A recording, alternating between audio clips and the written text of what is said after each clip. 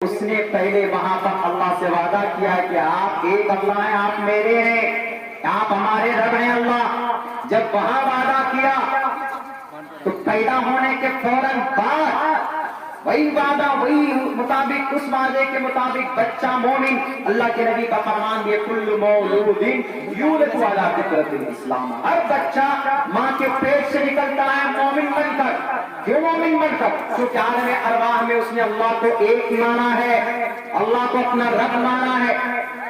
अलस्तु बिरब्बिकुम क़ालू बला, वहां वादा किया है। इसीलिए मां के पेट से जब बच्चा पैदा होता है तो वो मोमिन बनकर आता है, मुस्लिम बनकर आता है, ईमान की हालत में आता है। लेकिन बच्चा कुरान पढ़ने वाले के घर में पैदा होता है तो बच्चा मोमिन मुसलमान, हनुमान चालीसा पढ़ने वाले के घर पे पैदा होता है तो बच्चा ठाकुर या ब्राह्मण। अगर वो कोई बाइबल पढ़ने वाले के घर पैदा होता है तो बच्चा नसारा, कलीसा के मानने वाले के घर पैदा होता है तो बच्चा यहूदी, सरदार के घर बच्चा पैदा होता है तो सिख। आपको परमात्मा मानने वाले के घर पैदा होता है तो बच्चा मजूसी बन जाएगा। लेकिन बच्चा जब पहले दिन, फर्स्ट दिन जब मां के पेट से निकला वो मुसलमान था, वो बच्चा मोमिन था।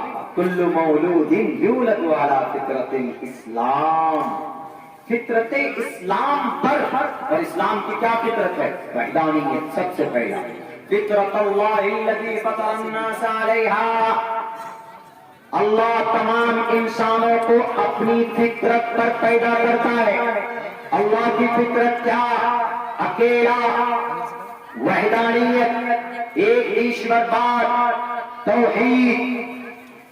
तमाम इंसान कोई भी हो, आज दावा करते हो कि हमारा मजहब ये है, हम 1000 साल से मेहनत कर रहे, जंग कर रहे। अरे तुम्हारा नाम भी पुराना सनातन है, जिसका मतलब आसमान से जमीन पर आने वाला मजहब।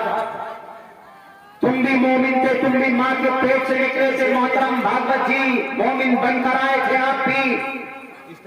आपके अब्बा की गलती, आपके अम्मी की गलती है, उन्होंने आपको अश्लोक पढ़ पढ़कर 33 करोड़ देवी देवताओं के सामने आपका सर झुका झुका कर आपका आस्था भी वैसा कर दिया। वरना आप जिस दिन अपनी अम्मी के पेट से निकले थे, आपके अंदर इस्लाम को कबूल करने की कैपेसिटी थी, आप हालत इस्लाम पर पैदा हुए थे।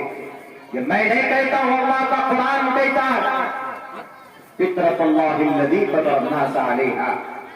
मैंने कहती है अलग टॉपिक है, लेकिन जलसा तो हुआ था वहां। सारी रूह, सिर्फ बॉडी नहीं थी, लेकिन रूह तो थी, आत्मा। और इंसान की बॉडी में असल क्या है? इंसान की बॉडी में असल रूह ही है, रूह, आत्मा। अगर इंसान की बॉडी में आत्मा ना हो, अगर इंसान के जिस्म के अंदर जान ना हो, आपकी जान निकल जाए, आपकी रूह निकल जाए, तो आपकी बॉडी बेजान होगी कि नहीं होगी? 24 घंटे में आपकी बॉडी से बदबू निकलनी शुरू हो जाएगी। देख लीजिए आप, है ऐसा? आपकी बॉडी में जान है तो आप हैं। सबसे ज्यादा ताकतवर चीज इस दुनिया में क्या है? मट्टी है। क्यों? मट्टी में हम लोग बसे हुए। पत्ती में 6 करोड़ 30 लाख मुरब्बा मील के इलाके में ये दुनिया बसी हुई। 6 करोड़ 30 लाख मुरब्बा मील के इलाके में ये जमीन है, पृथ्वी। सबसे ताकतवर पृथ्वी, बर्दाश्त करने की ताकत। लेकिन इस पृथ्वी से, इस जमीन से भी ज्यादा ताकतवर कौन? पत्थर। पत्थर अगर कहीं पे मारे तो तोड़ सकती, जमीन को तोड़ सकती, फोड़ सकती, फोड़ सकता। लेकिन पत्थर से भी ज्यादा ताकतवर कौन? लोहा, आयरन। पत्थर को तोड़ना हो तो लोहे से हथौड़ी मारते हैं, लोहे का हथौड़ी मारते, पत्थर टूट जाता। लेकिन लोहे से भी ज्यादा ताकतवर कौन? आग। आग के अंदर रखिए, लोहे को भी पिघलाकर मोम बनाया जा सकता। लेकिन आग से भी ज्यादा ताकतवर है कौन? पानी। आग, कहीं आग लगती है तो फौरन अरे फोन, पानी वाले गाड़ी, फायर ब्रिगेड को फोन करो, वो पानी लेके आते हैं, पानी डालते हैं। या जहां तक हो पाता है हम लोग बाल्टी से पानी डालते हैं आग में, आग को बुझाने के लिए। तो आग से भी ज्यादा ताकतवर कौन? पानी। अब पानी से भी ज्यादा ताकतवर कौन? हवा। आप देखेंगे हवा जब आती है, आंधी, समंदर में जो ज्यादा तेज जब हवाएं चलती हैं तो आप देखेंगे कि पानियों के बड़े बड़े मौजे और बड़े बड़े लहर पैदा होते हैं हवाओं की वजह से। और जब तेज हवा हो तो पानियों को भी उड़ाकर लेकर जा सकती है हवा। हवा से भी ज्यादा ताकतवर है कोई चीज इस धरती पर, वो कौन सी चीज है?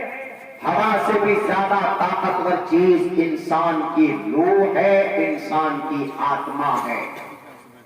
इंसान के अंदर रूह से ज्यादा ताकतवर कोई चीज नहीं। और रूह क्या है? ये अल्लाह का आर्डर है, अल्लाह का हुक्म है।